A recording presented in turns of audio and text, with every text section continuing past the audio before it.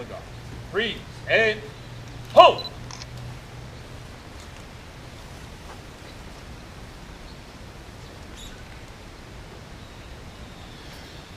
Oh, say, can you see by the dawn's early light what so proudly we hail as the twilight's last gleaming, whose broad stripes and bright stars through the perilous fight o'er the ramparts we watch were so gallantly streaming, and the rocket's red glare, the bombs bursting in air, gave proof through the night that our flag was still there.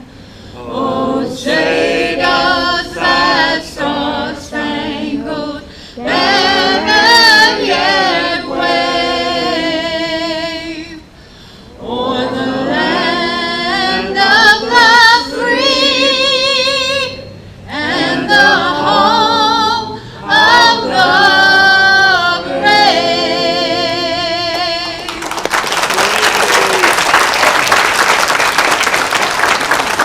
Hold! Hold!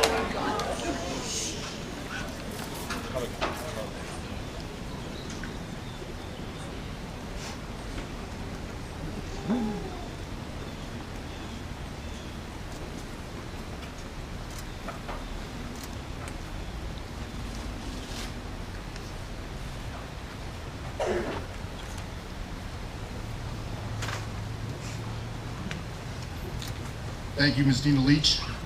I'd now like to have Pastor Chad Rogers come up for the opening prayer. Uncover!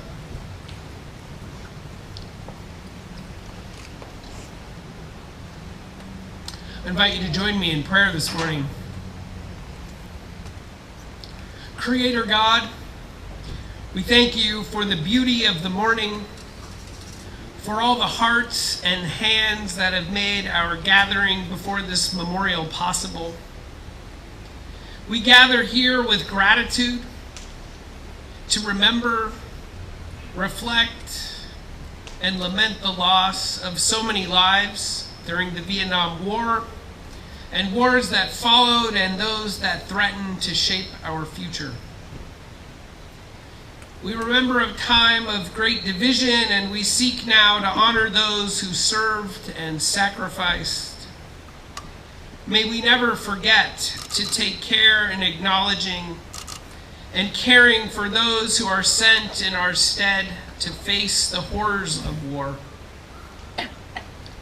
We ask today that you would continue to bring comfort and peace to the families of the fallen that continue to shoulder the greatest burden of our collective loss and sorrow. And we ask today that you would fill us with hope for a future when we no longer need to ask for the sacrifices of our youth. We pray again and again for the wisdom and vision to make a future where peace reigns. And we pray this morning for your blessings as we continue together in this service, seeking healing and wholeness. Amen.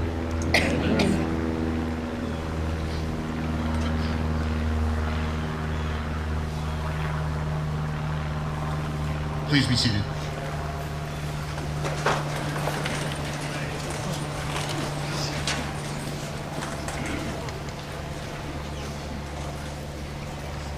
I would like to thank everyone for attending today's events.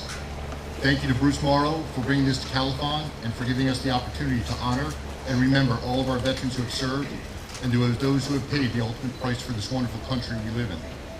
I would also like to thank and recognize all the veterans organizations who are here today and assisted with all this. Thank you to Rolling Thunder for their support and assistance and for escorting the wall into town, all the volunteers, our honored guests, and everyone else who helped make this come together. Today is about the men and women who fought for us. This is about remembering and honoring them, no one else, for they fought and gave, and for many years did not get the respect and thanks they deserve. It makes no difference the battlefront. We as a country owe them for what they did.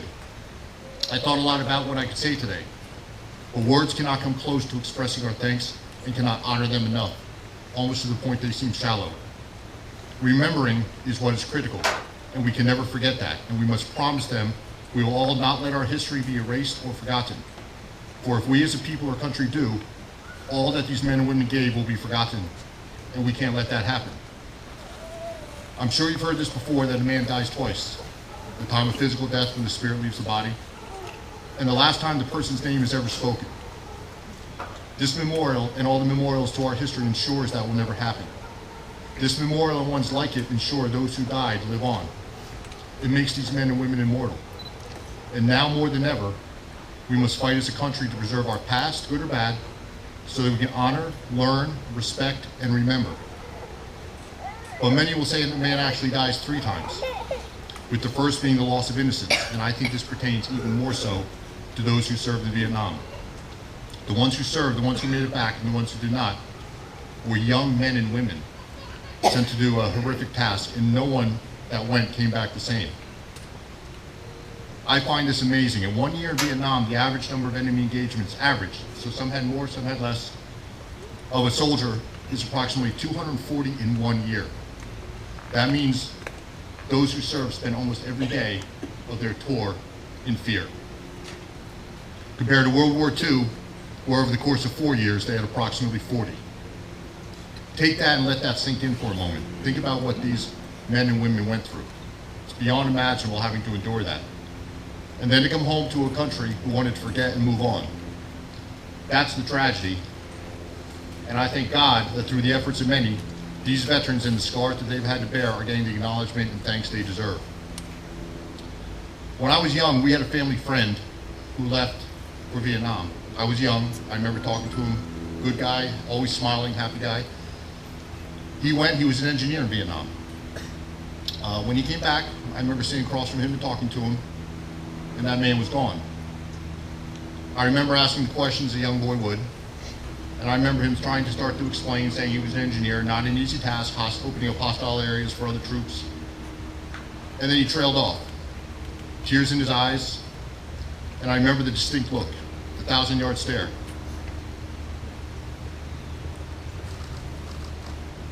And from there, I don't think he ever spoke of it again. He and I, we stayed in touch, but he was never the same.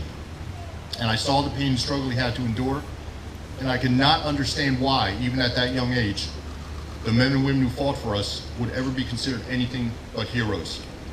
Because in my eyes, they are and always will be. Fast forward a number of years to November of 1984. My father took me to the wall in DC for the first time. And nothing ever struck me as hard as seeing those names and the thoughts of everything that went through, those soldiers went through. It was beyond emotional, and the words cannot express how you feel in that moment for anyone who's ever been there. On November 11th, and I'm happy to see a picture of it here today, I was there for the unveiling of the 3 servicemen. My father saw it important that I learn history and be there for that moment. I remember them unveiling it and again saw the look in their eyes, the same stare. My father wanted me to be there a moment to teach me, as a parent should, about what happened, about remembering, about respect, about not turning a blind eye, about doing what is right, and mostly about honoring and appreciating this country and all those who have served so we can be here today. Maybe that's what's lacking. Forgive me, I don't know, and I don't mean to preach. But while some would rather forget, change curriculum, cancel history, forget sacrifice, whatever, we as true Americans must ensure that never happens. And these are lessons that need to be taught early on to our children before other things in life misguide them. To ensure generations who are yet to come never forget and appreciate all they have and all these men and women gave, and to honor our flag. Thank you for coming today, and thank you again to all those who served. And please know that all you have given is not forgotten. This amazing country we live in will endure as it always have. While there are those who try to erase it or change it, Your sacrifice will always be remembered. The men and women who made it what it is will never be forgotten. Monuments such as this will ensure just that. It will educate people, both young and old, and I believe in my heart that we will continue to uphold what is right and that we will never forget. God bless all those who have served, who are still serving, and all those who died for our country. You're all heroes and will never be forgotten. Thank you.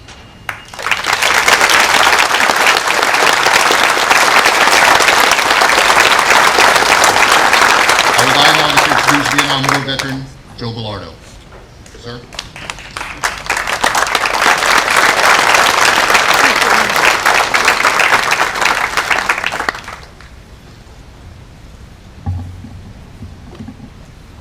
Good morning. Morning. I'm Joe Bellardo. I am the New Jersey State Commander of the Purple Hearts, and it is an honor to be here.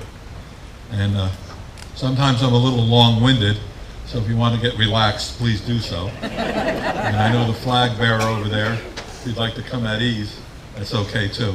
I understand.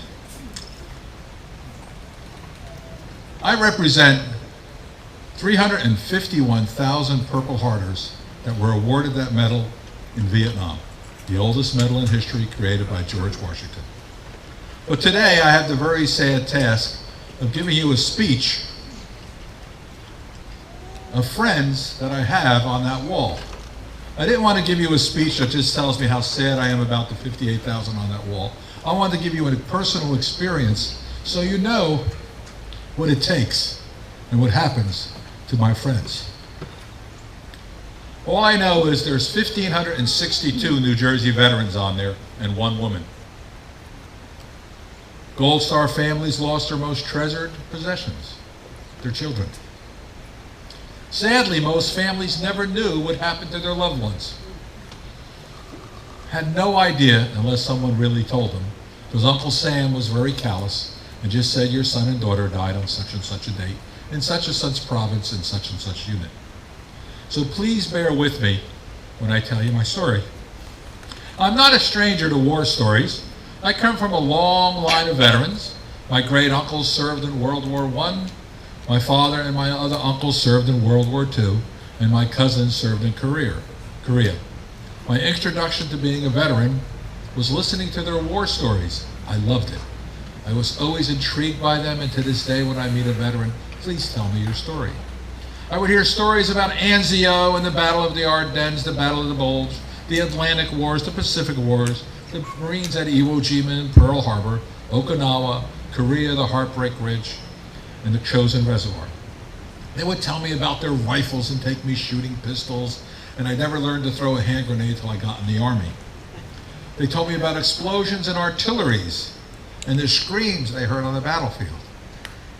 And my father would say, I still remember them. My family taught me that being a veteran was not just someone who served in their country.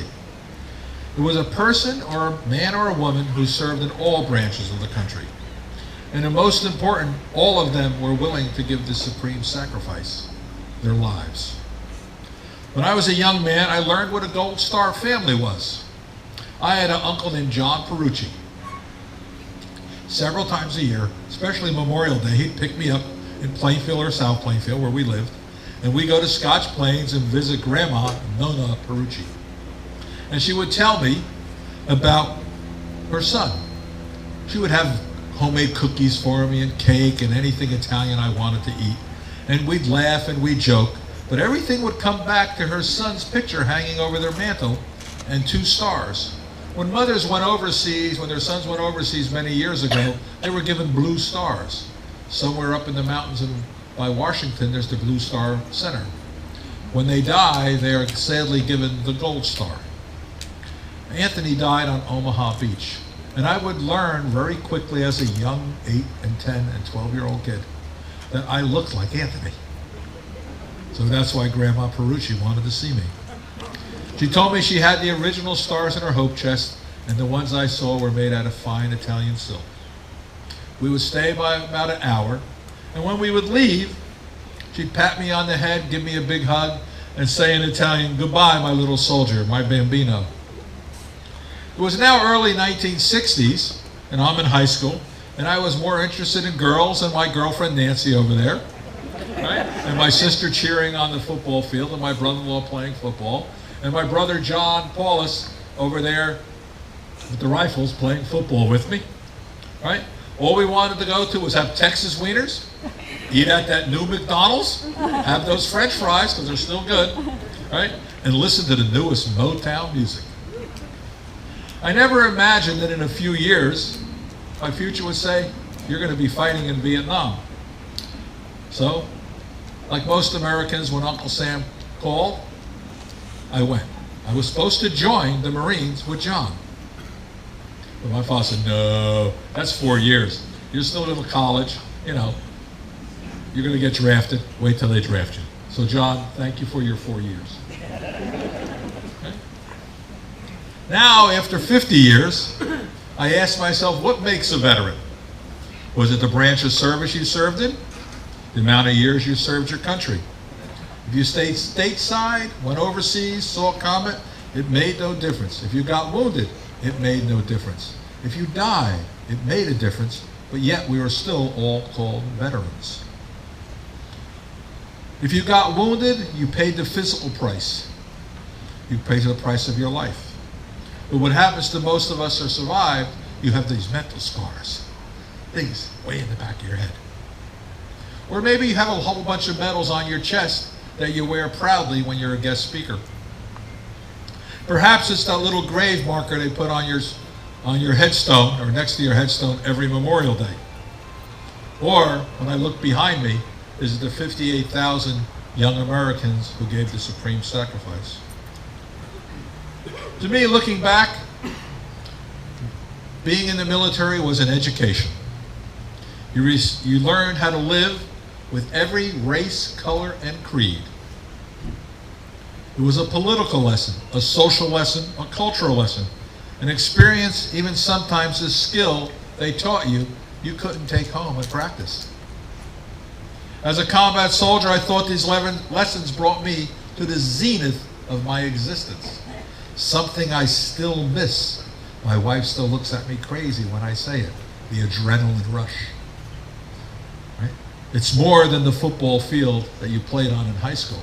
It's the football field of war. And there's only one type of person who survives. One type of person on that wall. Standing here in the crowd, sitting in the crowd, regardless of branch of service. You are all Americans. You are all my hero. I was drafted into the Army in 1966, and surprisingly, I went to Vietnam in August of 1967, and I was stationed up on the DMZ with the Marines, even though I was in the Army. I was in the specialized Army unit called Duster Squads and Searchlights, and we were in the 3rd Marine Division. My friend Barry Willever served on the famous Quad 50, the Widowmaker. Barry. I became a combat team leader on a weapon system called the Duster. It was a tank-like weapon with 2 autocannons that fired 240 cannon shells a minute at the enemy.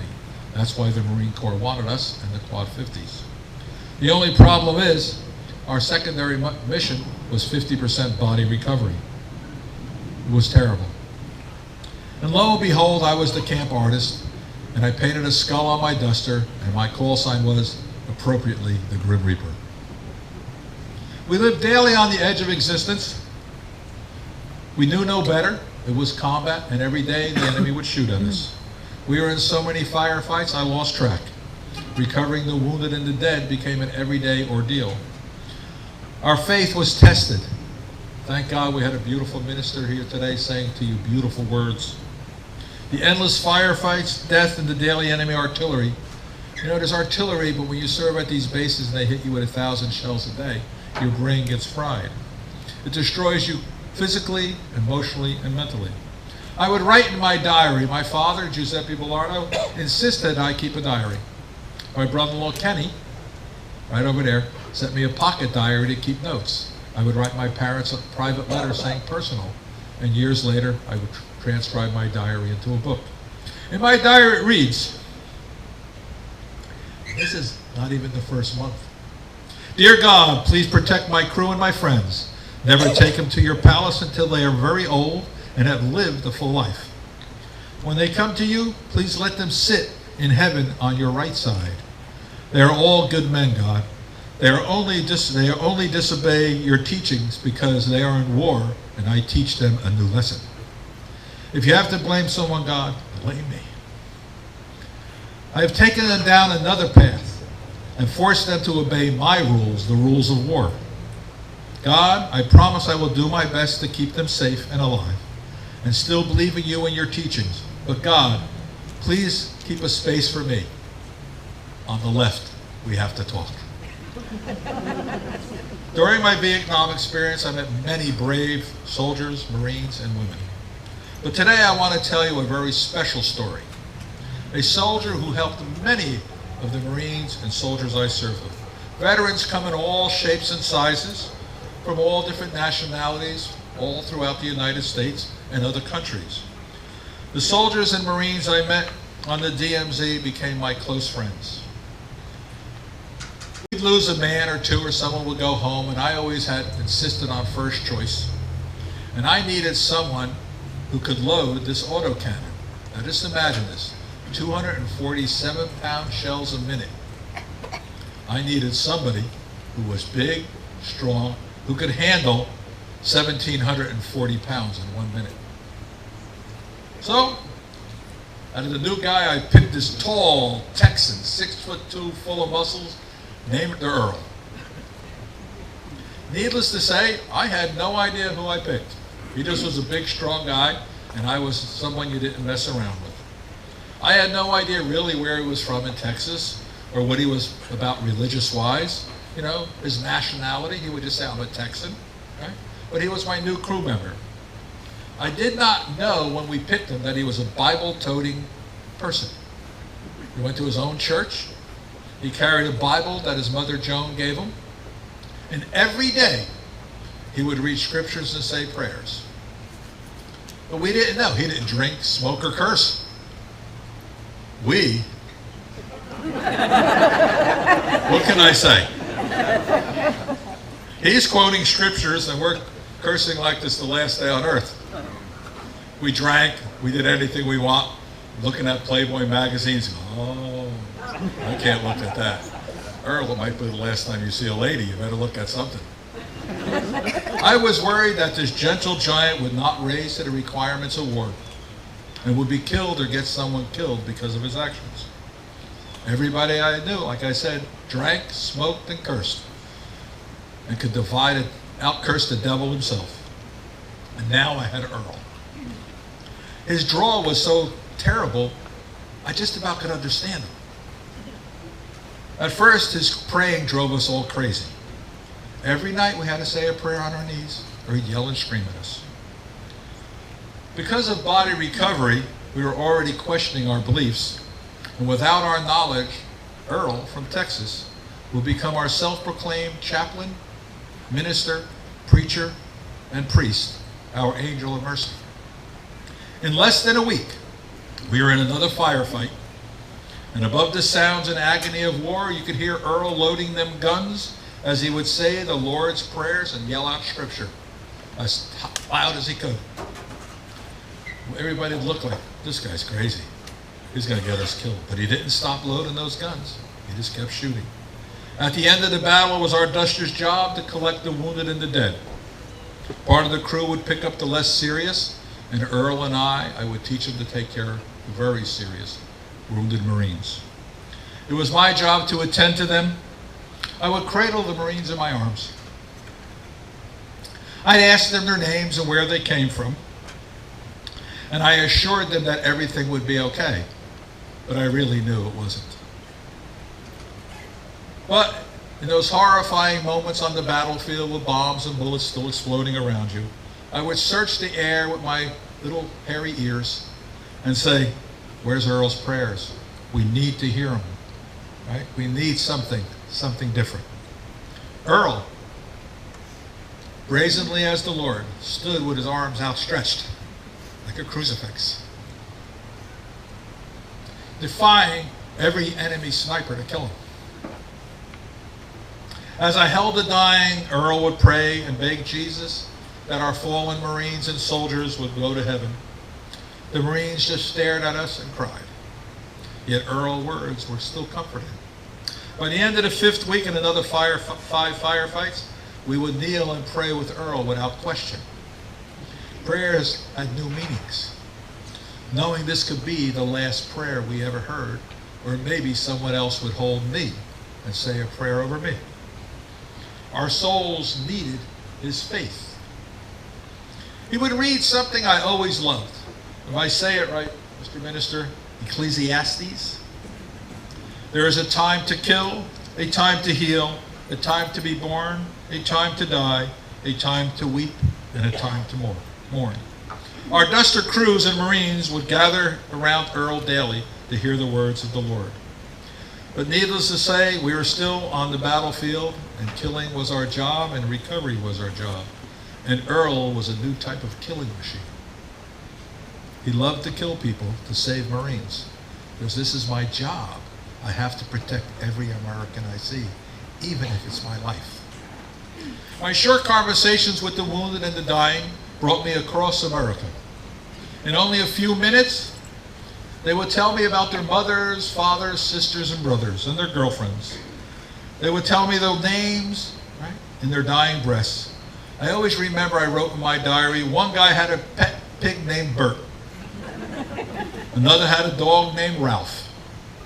A guy even had a pet rooster named Red, appropriately. I eased their pains and would not let anyone suffer under my tutelage. It was my friend called Morphine.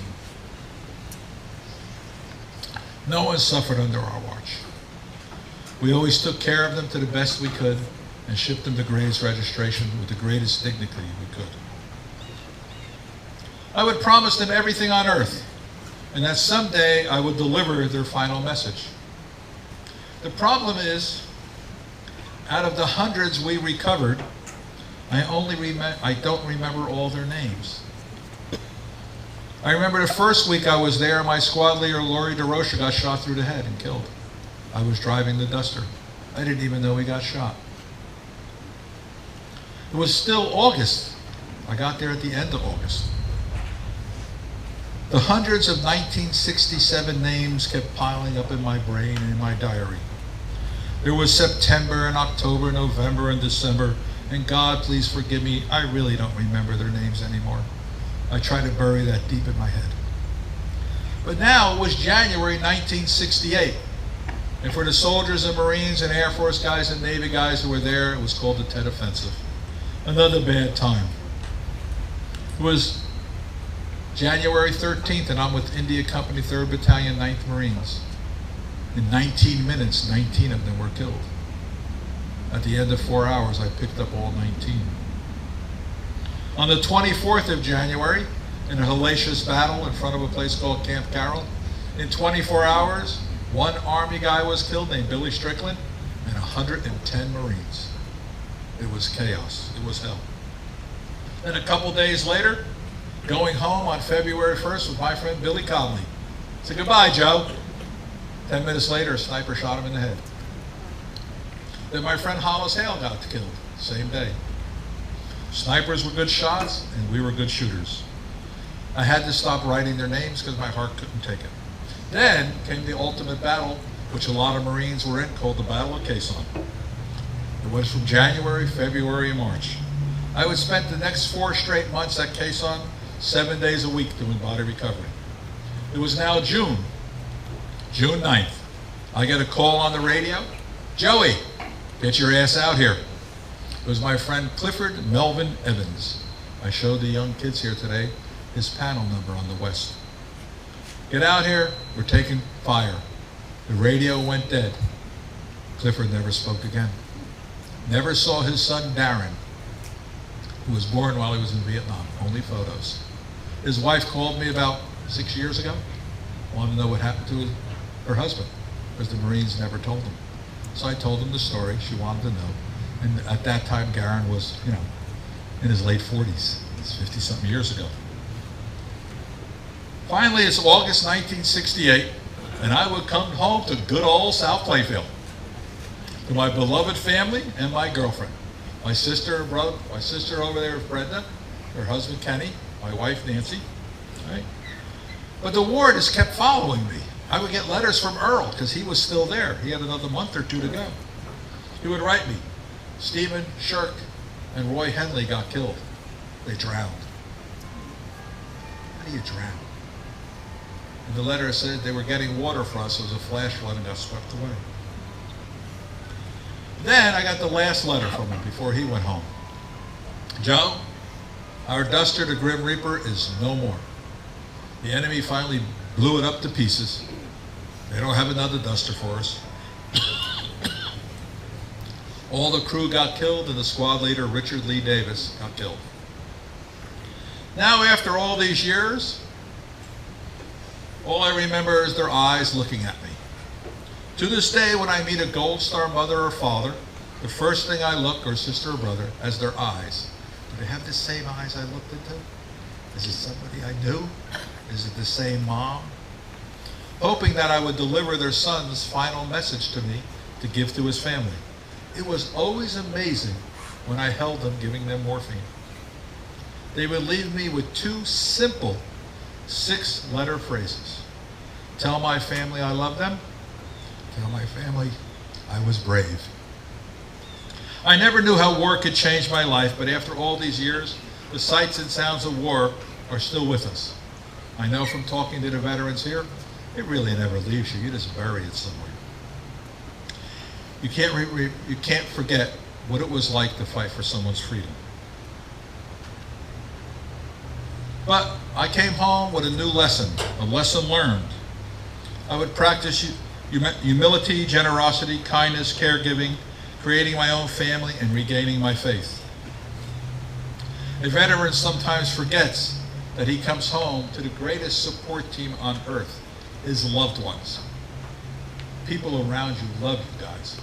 Whether you believe it or not, they're there to support you. Some have good lives, some have bad lives, but someone always loves you. Your mother, your father, your sister, your brother, your girlfriend, a relative, or a veteran friend. So, besides honoring the men and women on this wall, I would like all the veterans here to follow my lead and help me do something we might have said, we should have said long ago, and should always say every week. Maybe the person that helped you, maybe her name was Brenda, maybe it was Nancy, maybe it was Elaine, maybe it was Mary or Pat, maybe it was Ken or Teddy, or maybe someone you just called mom and dad or grandma or grandpa.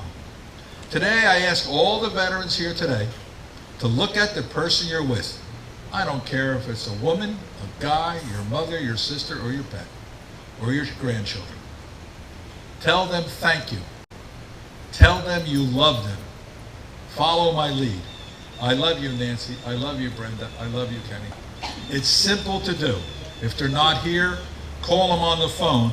It'll make you feel better on this special day at the wall. I'm just Joe. Thank you.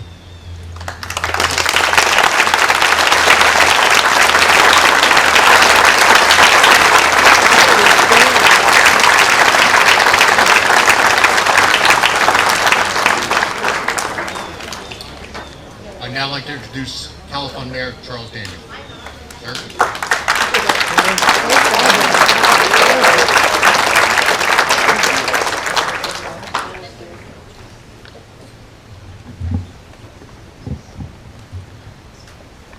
Joe is hard to follow.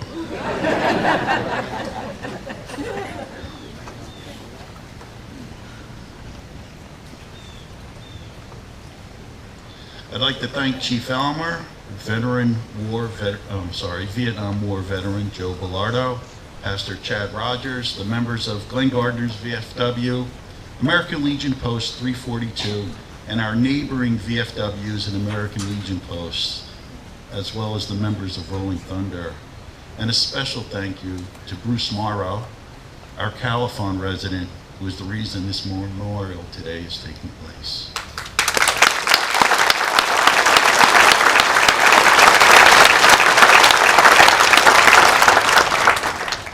And of course, our Vietnam veterans here today. And for those not here today, thank you, veterans, for your service to our great country. And a special welcome to all the students from Lebanon, Tewksbury, and Califon schools. Let me see you raise your hands.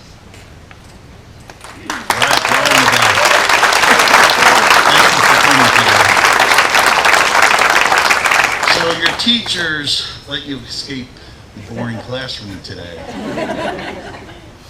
However, I'm going to tell you that you're going to learn something. You're going to learn about your grandparents' past and how it got us here today. So I want you to listen up. This is today's lesson, and there will be a quiz on Monday morning. The Vietnam War began on November 1st, 1955, and ended on April 30th, 1975. I was not born at the start, yet I was a teenager at the end of the war. The first known American casualty was Richard Fitzgibbons of Massachusetts in June of 1956. Later on, his son became a casualty of the war on September 7th, 1965. On this wall, there are 3 sets of fathers and sons. 40,000 names on the wall were 22 years old or younger. 8,000 were just 19 years old. The largest age group, 33,000 names, were 18 years old, right out of high school. 12 soldiers on the wall were 17 years old, seniors in high school. 5 soldiers are 16 years old, a junior in high school. 1 soldier, Private First Class Dan Bullock, was only 15 years old, a sophomore in high school. There are over 58,000 names on this wall. That's 50 times the size of Califon's current population. These soldiers were young. They were your brothers and sisters' age, your older friends' age. They were close to you. They hung out with you. They lived with your young grandparents.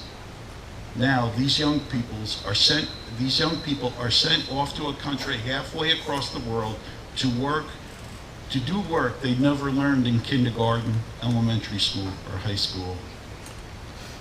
Well, for me personally, they were the fathers of some of my friends when I was your age. When I was in 4th grade, I had a friend named Johnny. Johnny and I would play in a sand pit with our G.I. Joe, I'll call them action figures because boys were not supposed to play with dolls. We played in a sand pit and we would recreate epic battle scenes. I usually lost the battle. Johnny always called his G.I. Joe Dad. When I asked him why, he said his dad was named Joe and that his dad will never come home from the war. His dad Joe was killed in action. He said at least he can still play with his dad, G.I. Joe.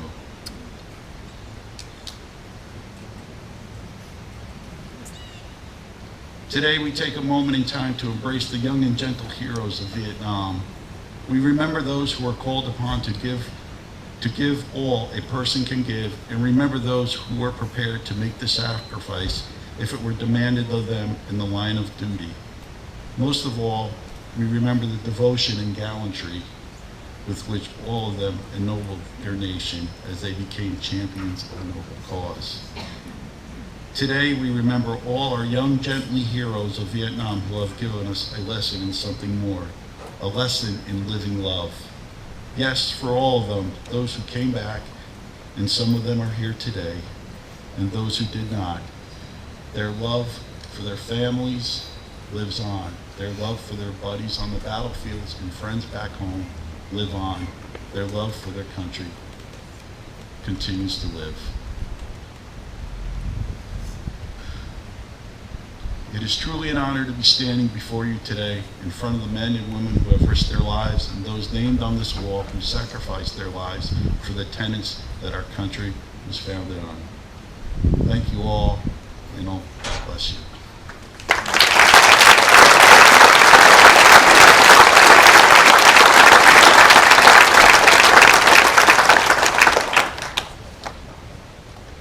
From Senator Michael Dougherty's office, Mrs. Dawn Higgins.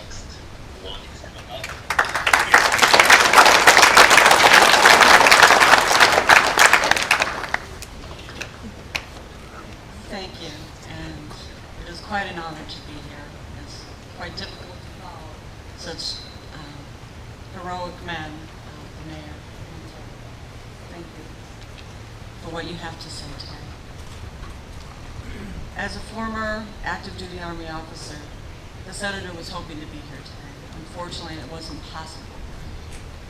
I'd like to say a few words on his behalf. It is my job and the senator's office to be constituent services, and part of that job is an honor to be service to our veterans. And I see a lot of those veterans here today that I've made friends with over the years, and it's quite an honor for me to be here today and to honor this wall and those who served in the Vietnam War. We'd like to take this time to thank those who made it possible for the traveling Vietnam Memorial Wall to be here in Califon. Those were mentioned by the mayor and by Joe, and we thank you so much for making this possible. The memorial is an important reminder of the sacrifices that were made by so many of our service members during the Vietnam War, including the 58,000 lives that were tragically lost. Vietnam is often referred to as a forgotten war, something we hope this traveling memorial can help change. Because none of the brave young men and women who answer the call to duty deserve to be forgotten, especially those whose names appear on this wall. Sadly, we know that Hunterdon County was not without loss in Vietnam, and some of those names are here in our wall today. We hope this memorial will provide all of us an important opportunity to learn, reflect, remember the great sacrifices that were made by our friends, our family, and our neighbors in our community. I personally know of that sacrifice. My husband's pen pal, his uncle. Can't hear you. Our family personally knows the sacrifice. My husband's pen pal, his uncle, is on this wall. And it is because of his influence that he was then turned and raised his hand and became a service member himself. And so I thank those who served in Vietnam and the influences that you had on your family members and the future that you gave them as well. And I thank you to those who are here that served in Vietnam, and I welcome you home. Thank you.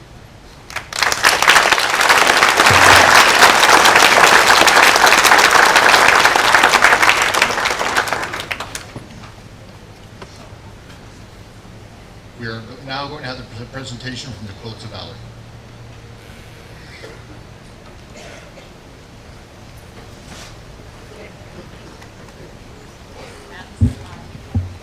Can you hear me? No. No? Can you hear me now? Yeah. Great. Otherwise you have to hear my yelling at somebody's voice, and that's not pretty. Good morning. And seeing so many of you here to pay respects to our Vietnam War dead with a visit to this inspiring memorial is most heartwarming. But for a little while now, we're going to turn our attention to our living war veterans.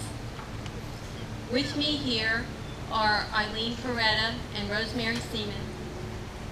And I see in the audience some of our quilters who have contributed to this effort that and mission that we have, and they're sitting right over here. Thank you for being here and for all the work that you do.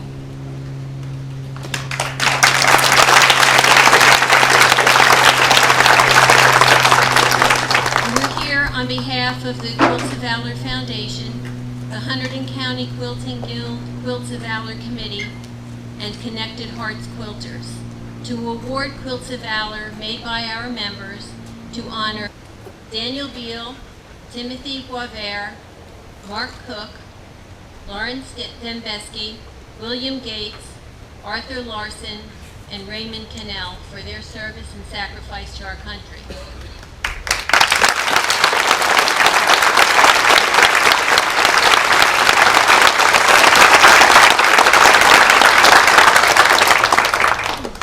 Before we get to the awards themselves, I'd like to share the story of the Quilts of Valor Foundation.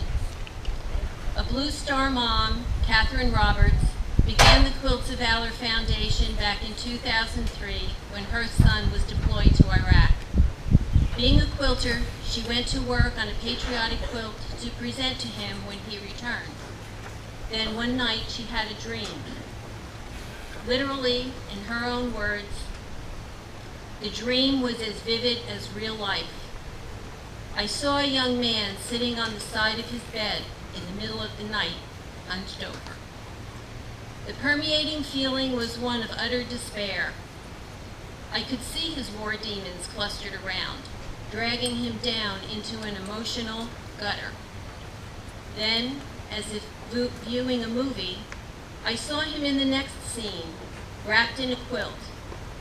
His whole demeanor changed from one of despair to one of hope and well-being.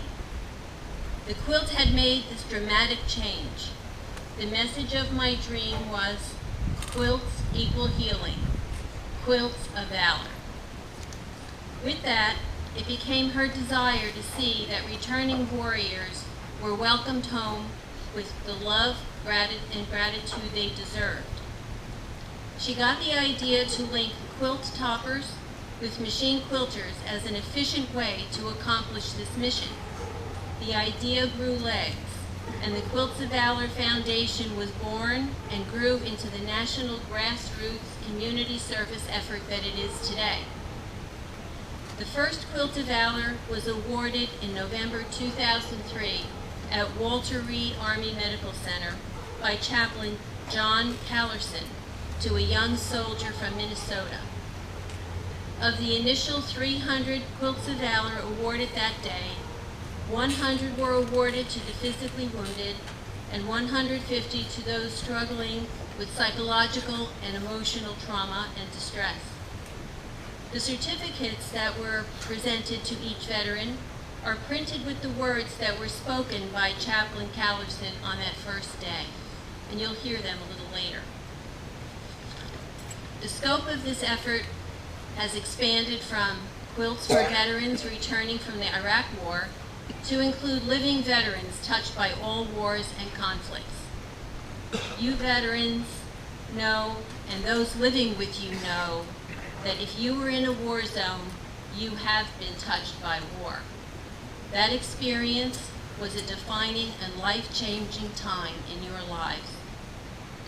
The Quilts of Valor Foundation is supported by about 10,000 volunteers nationwide who have made and awarded almost 284,000 quilts to date. If you know of a deserving veteran anywhere in the country that you would like to nominate, please look for us afterward or come up to this table. We have business cards that will give you the information you need to do that. Today is about Vietnam. To all our veterans who returned home from serving in Vietnam, please stand for a moment so we can offer you a hearty welcome home.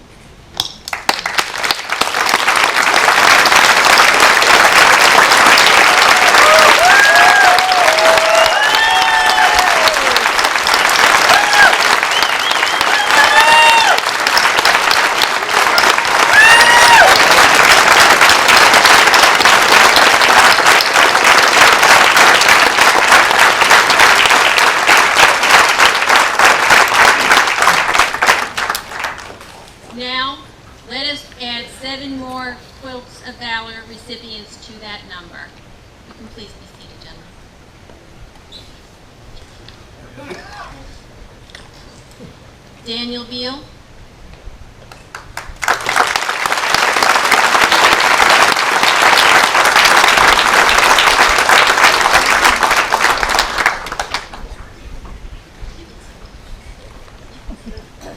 I'll be a minute. Daniel Beal.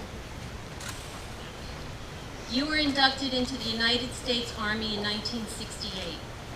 You were deployed to Vietnam later that same year, where you served with the 46th Engineer Battalion. In your unit conducted numerous civil and combat engineering missions under extremely hazardous and dangerous conditions. Daniel and his battalion fought in 14 Vietnam War campaigns and earned 2 meritorious unit commendations. You returned to the United States in 1969 and was discharged in 1970. For his actions in combat, Daniel was awarded the Bronze Star and Army Commendation Medal. Quilts of Valor are made with appreciation, admiration, and respect for our veterans and our country. We can never know the extent of your service and sacrifice to protect and defend our country. Therefore, as a gesture of gratitude on behalf of a grateful nation, we are most honored to award this Quilt of Valor to you, Daniel Beal.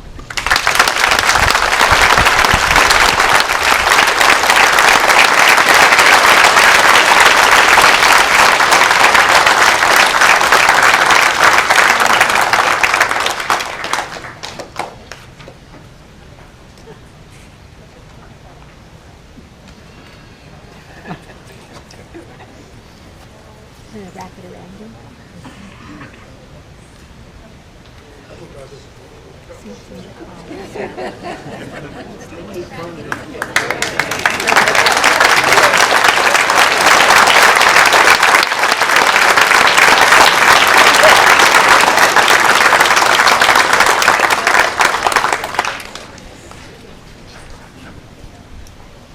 What the certificate says is Daniel Beal, United States Army, E5, November 15, 2021, Califon, New Jersey.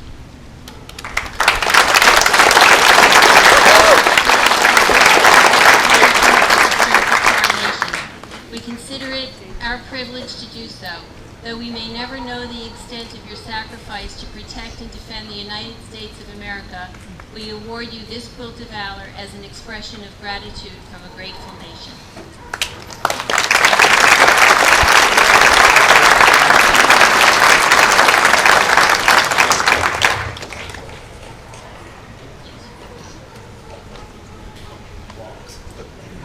Timothy Boisvert.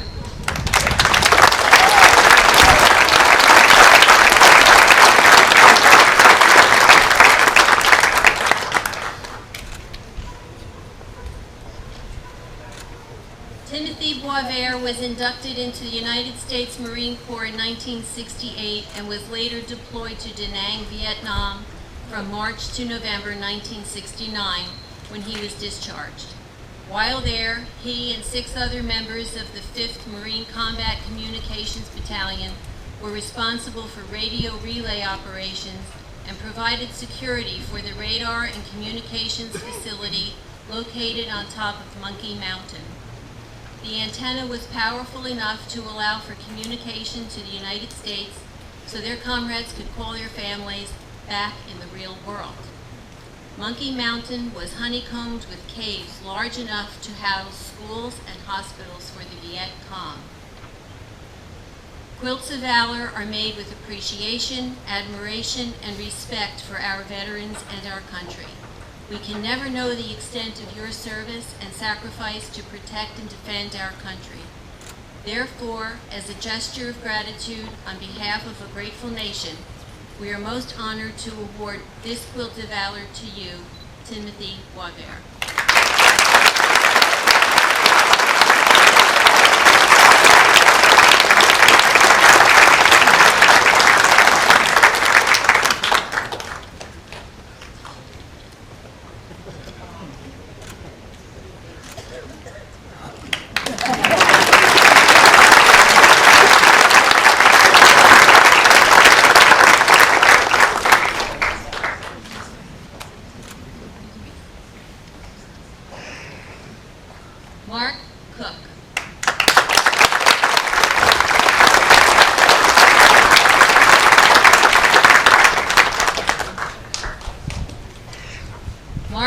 Cook was inducted into the United States Army in 1969. Mark was deployed to Vietnam and served with the 490th Supply Depot at Seco 600 in Phu Bai, a supply yard that stored Agent Orange and weaponry like the self-propelled 175mm howitzers, among other supplies. He was later sent to the larger South 40 Supply Depot in Da Nang, where he and his unit were responsible for the fast loading of convoy trucks so the convoy could be on its way as quickly as possible, hopefully before the Viet Cong knew they were there. Mark was discharged in 1971 with the rank of sergeant. Quilts of Valor are made with appreciation, admiration, and respect for our veterans and our country. We can never know the extent of your service and sacrifice to protect and defend our country. Therefore, as a gesture of gratitude on behalf of a grateful nation, we are most honored to award this Quilt of Valor to you, Sergeant Mark D. Cook.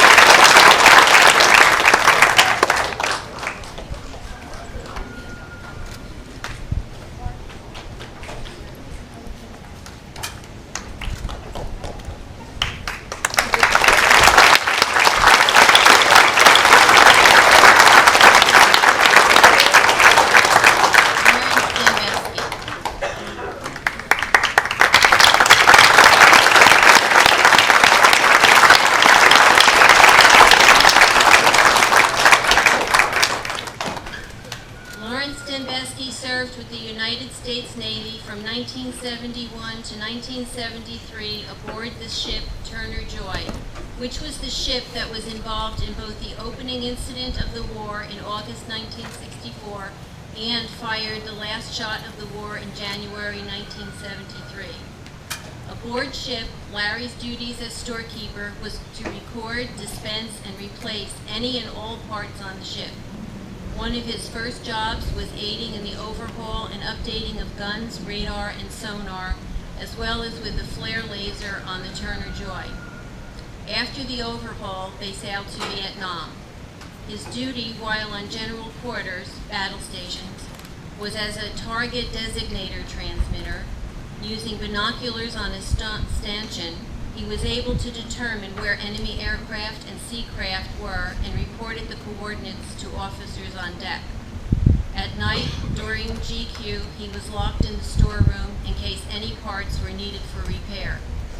During normal conditions, the counting and disbursement of parts was done any time of day or night. Larry was on board for the Battle of Brandon Bay, the last surface battle of the war. Larry was also on board when ceasefire was granted and fired the last round to end the war. He participated in Operation End Sweep, removing American mines from the waters in Haiphong Harbor. Quilts of Valor are made with appreciation, admiration, and respect for our veterans and our country. We can never know the extent of your service and sacrifice to protect and defend our country. Therefore, as a gesture of gratitude on behalf of a grateful nation, we are most honored to award this Quilt of Valor to you, Lawrence Dembeski.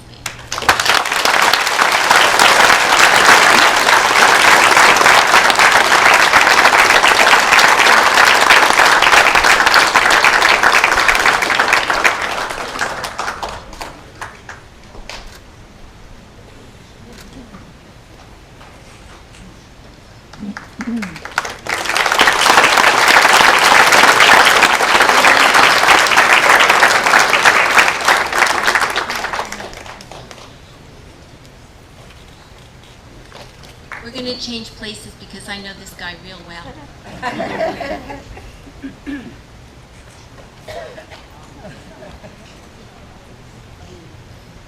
They want me to read it. William Gates was deployed to Vietnam in January 1966 as a combat MP. He served with the 1st Military Police Company, 1st Infantry Division, the Big Red One, and the United States Army. Bill was stationed at the main base camp in Xi'an, outside of Saigon. The motto of the Army MPs is assist, protect, defend. Bill lived up to this motto by providing security. He manned gates, guarded prisoners of war, guarded bridges, cleared intersections so convoys could pass through safely, supported convoys for major operations, protected civilians who could have been Viet Cong, and rode highway patrol in two-man open jeeps where they were constantly exposed to sniper fire. He and his fellow MPs were always out in the open. Bill's nominator stated, "Bill is proud of his Vietnam service and for our country. He is a veteran deserving of a quilt of valor." Quilts of valor are made with appreciation, admiration, and respect for our veterans and our country. We can never know the extent of your service and sacrifice to protect and defend our country. Therefore, as a gesture of gratitude on behalf of a grateful nation, we are most honored to award this quilt of valor to you, William Gates.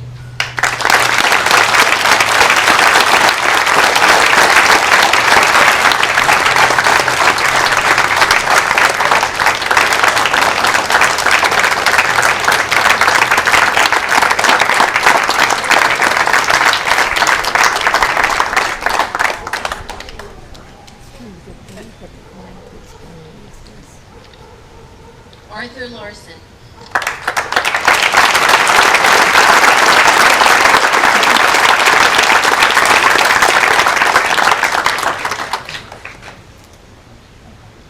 Arthur Larson enlisted in the United States Marine Corps in 1964.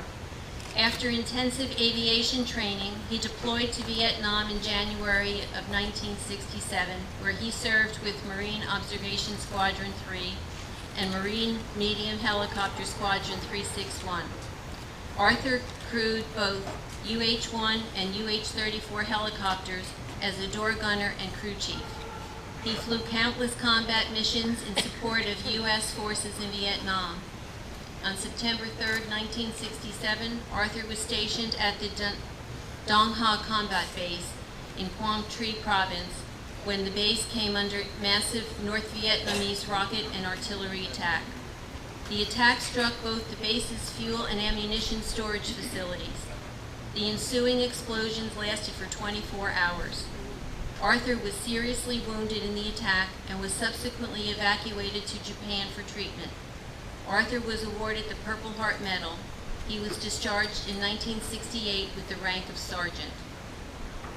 Quilts of valor are made with appreciation, admiration, and respect for our veterans and our country. We can never know the extent of your service and sacrifice to protect and defend the United States of America.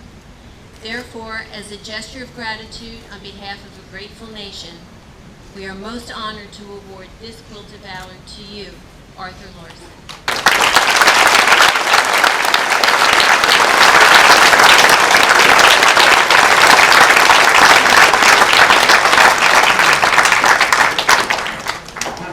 Arthur has other duties.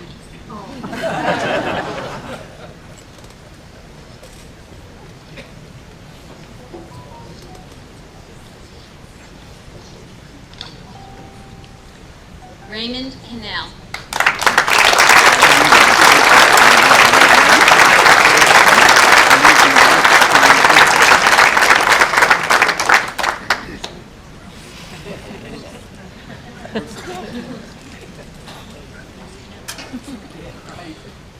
Raymond Cannell served with the United States Marine Corps, 1st Battalion, 5th Marine Regiment, Alpha Company, from 1967 to 1969. Ray held the 0311 Rifleman status in infantry. Ray's first duty station was in Phu Loc, where while patrolling Hue City, his squad of 4 was attacked by a well-emplaced group of NVA, and B-40 rocket exploded in the middle of the narrow street, killing one and wounding the others. After recovering for about 6 weeks, Ray was reassigned to Alpha Company 2nd Platoon.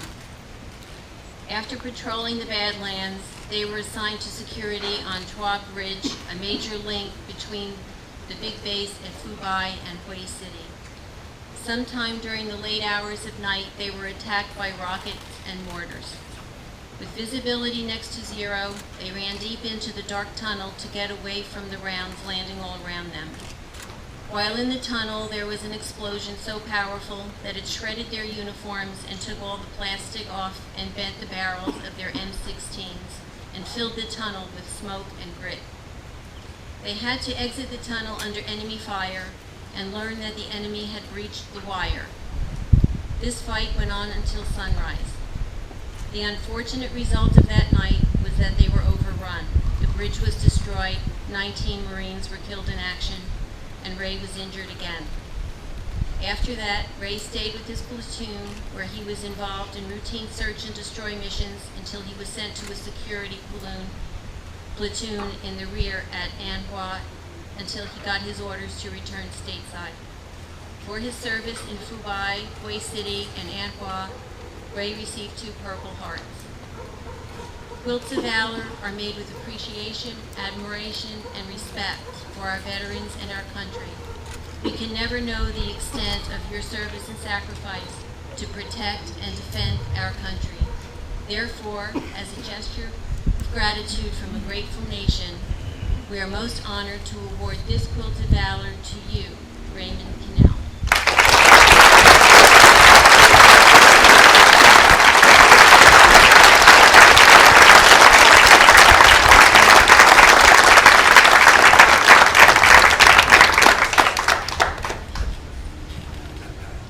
Thank you all.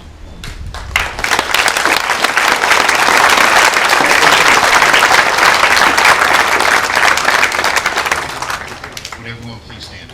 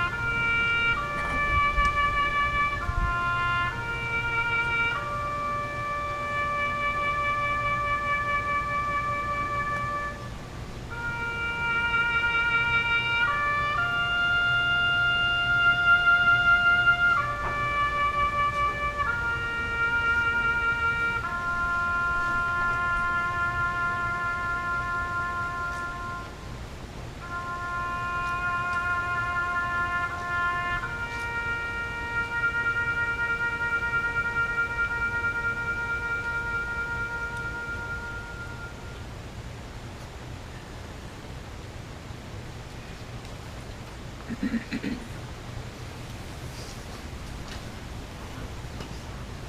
our closing prayer, Pastor Lynn.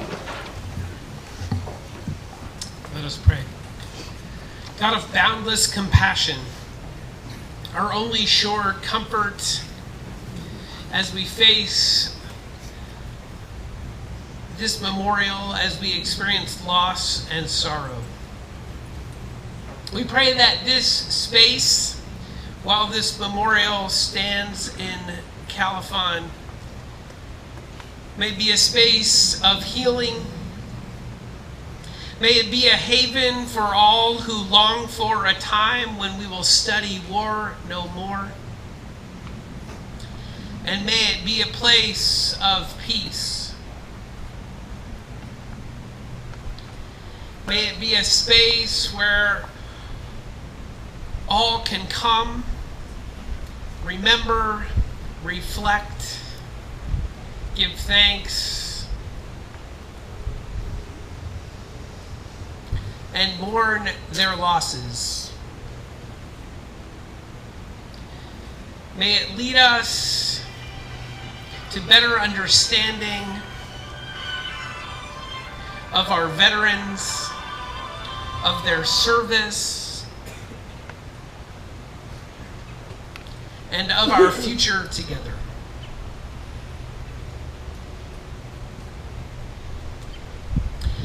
And we pray, God, that you would bless us and keep us,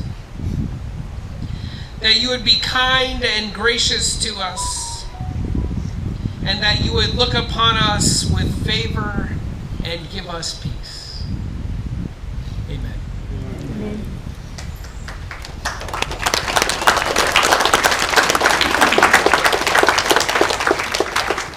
Please remain standing for a minute. Thank you, everyone, for coming today to this wonderful memorial. Thank you again to Bruce Morrow for bringing this to town, and for all the people who helped, stepped up, volunteered, and made this happen. To our recipients of the Coats of Honor, God bless you. Thank you. Thank you. For our young people here today, and there's a lot of them, remember what happened here today, what you saw here today, and learn